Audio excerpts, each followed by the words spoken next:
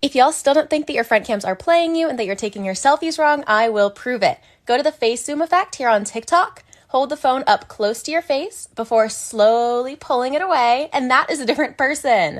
This is how I figured out what I want to do with my life. The first thing I did was write a list called What I Give a About. I filled that page with stuff that I love, stuff that I even slightly care about.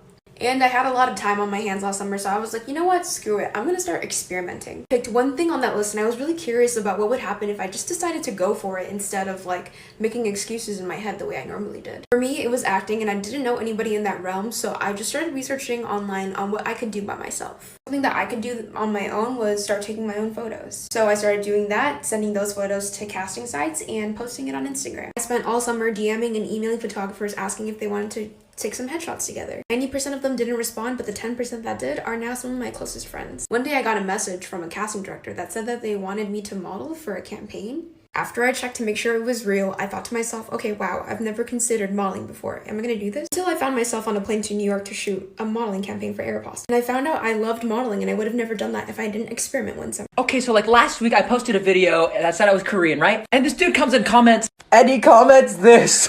Am I Korean? I don't know. Just go like ask my mother, you know who I was birthed from? 엄마! 내가 한국 사람이에요? 네가 한국 사람 아니면 네가 뭐냐? If you're ever put in a scary situation, just act like you're schizophrenic, like not dogging on schizophrenia or anything, but like, and somebody's trying to rob you or something, just be like, should we kill him? And he's gonna be like, who are you talking to? You don't see him? I think we should do it. We should just fucking slit his throat. Just do it. And the guy would be like, whoa, whoa, whoa. And you'd be like, yeah, yeah, yeah. He'd be like, whoa, whoa, whoa. You'd be like, this is a stick up now. He'd be like, wait.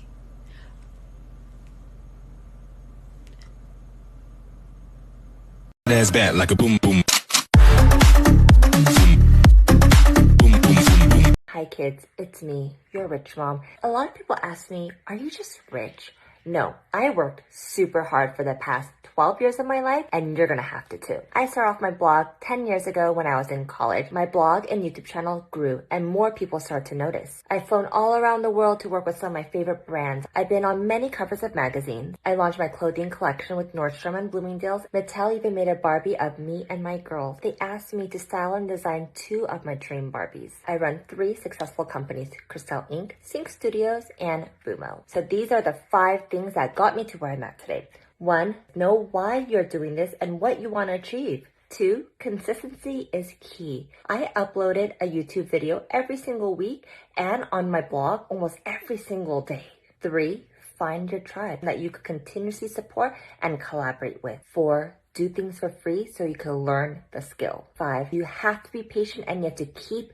Y'all have been asking me for this video for a long time, so here's what to do if you actually ever get kidnapped. Never, ever, ever let them take you to a second location. As soon as you have left that first location, your chances of actually coming out of this alive or anybody finding you is significantly lower. Be injured or be dead. Fight with everything in you. That adrenaline is going to be hitting you so hard. This is going to be the fight of your life. If they do end up taking you to a second location, then you make sure to leave any type of DNA behind that you possibly can. This helps the authorities to track you down, and if you do end up being killed, then they know who the murderer is. There is a woman who literally ripped out a clump of her hair and left it in the predator's car. Spit, you can piss yourself. If you are in the trunk of the car, use both feet together and kick out the tail light. Wave a limb around and try to get anybody's attention. If they transport you out of state, your chances of being found are almost 0. Unless you can find something metal, anything, and stick it in your underwear so that way when you go through security, it's going to go off and that gives the authorities a chance to speak with you alone. No. I'm not making my regular voice deep. My voice sounds like this, period. I'm just making my deep voice high so I don't scare the heck out of y'all. Because y'all know, y'all not ready for this every day. Bae, stop telling me to talk in a deep voice. I'm not in the mood. Bae, stop. I said stop. I said stop. I am the least heterophobic person. I have friends that are straight. I have a cousin. One of my cousins is straight. And my neighbors are actually. I have straight neighbors, and it's totally fine with me. I will not judge them for it. I think they're wonderful people, but in my belief system, I think that is wrong. No one's born straight, and I don't know why they chose to be straight. It's just, in my belief system, that's wrong. And I think they need to respect my beliefs, just like I'm respecting their decision to be heterosexual. I'm sorry. But it's fine with me. You know what? They're wonderful people, and I'm not going to judge them for it. I just think they're going to burn in hell, that's all. And so I'm fine with it. I am perfectly okay with straight people. PSA. OCD is not cleaning things and keeping things organized. If that's a compulsion for you, then maybe, but that is not all that OCD is. OCD sucks and it makes no sense. It's not okay when people say, oh, I think I have OCD, you know? Oh, that's my OCD talking, like I just gotta clean, you know, gotta make everything organized.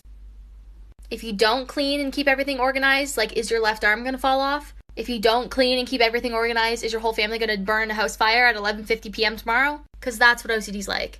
OCD is, oh my god, I touched something in a certain pressure in my left hand, I have to do it in my right hand in 3 seconds or I will explode. OCD is getting mad when nature isn't correct.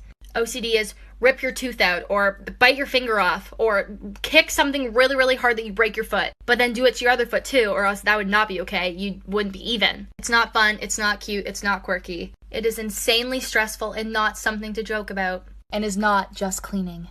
Thanks. It was today years old when I learned this.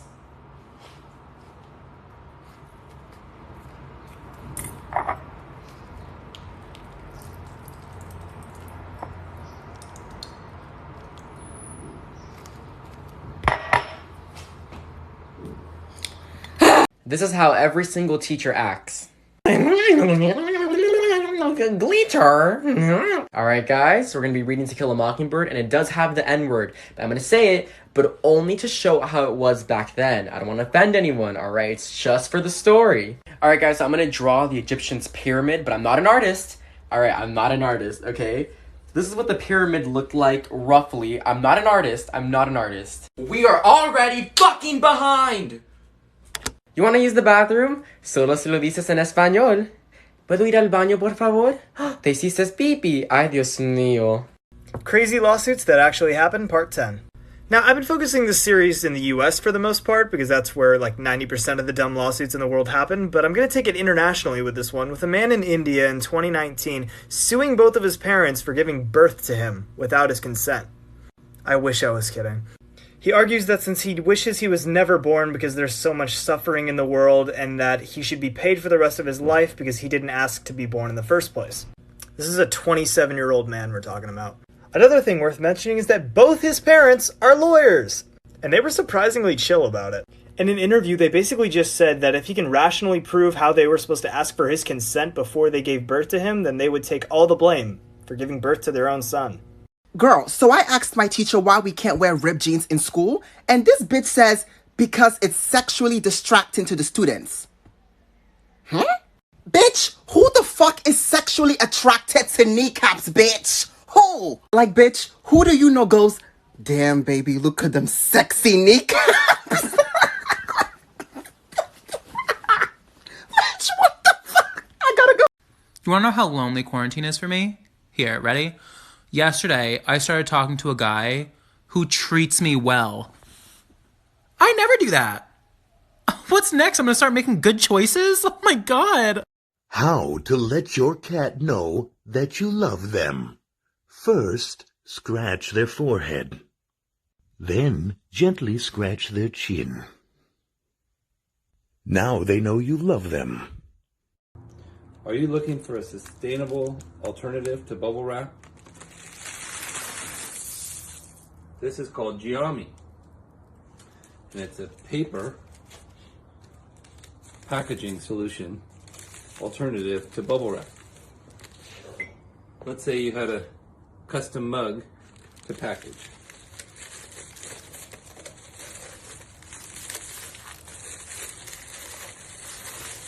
You can package it like that and ship it in your shipping box.